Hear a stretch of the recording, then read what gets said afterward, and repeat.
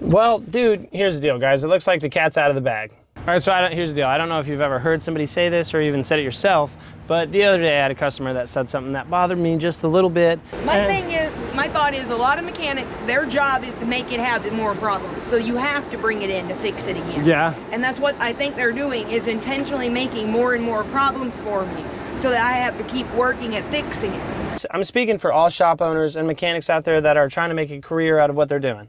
Now, sometimes cars can be very complex, all right? And sometimes, you know, a mechanic can replace a part and you end up having another issue. When another issue happens or something else occurs, or even the part that was put on is faulty or something like that, then the person is like literally thinking, dang it, they forced me to come back. And sometimes, honestly, I can understand why somebody would say that, having to return like 4 or 5 times to the same exact shop. Believe me, I get it. But from a mechanic's perspective, let's say you work for somebody, not even being a shop owner, but just being a mechanic at a shop, the last thing that you want is a vehicle to come back that you just worked on, and then everybody else in the shop, the mechanics and everybody knows that you're the one that worked on it, and then guess what?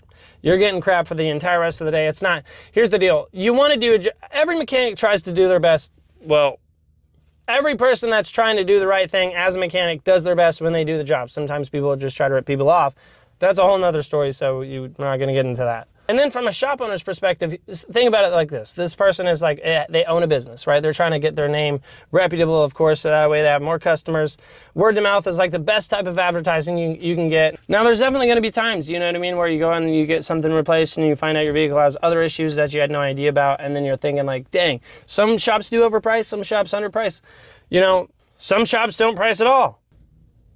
As far as a repair goes, it's definitely possible to go to a shop, you know, that has a mechanic there that's pretty new, or maybe doesn't know exactly what he's doing and doesn't really tell somebody that he doesn't know what he's doing, so he doesn't get any help and maybe makes a mistake. Now those things happen. And then from that perspective, if a mechanic's working for another individual, I can see them trying to like, you know, man, that wasn't me type thing, or like maybe it was just like the part or the hardware or whatever happened to the vehicle. And in those situations, you just gotta hope that the shop owner like owns up to what happened and makes things right for you know what I mean? But here's the deal. I know it's easy to jump the gun and blame the mechanic. Sometimes, guys, vehicles can be hard to work on. I mean, you can replace one thing and it can literally cause a whole different issue because it picks up, it enhances that area and then draws an issue to another area. I've literally lived it. As far as this customer goes, she did show me a receipt that she paid those guys a little over $300 to replace that hub assembly, and it was missing 2 bolts. And I've yet to hear any update from that customer if they made it right or not, so still stay tuned for that.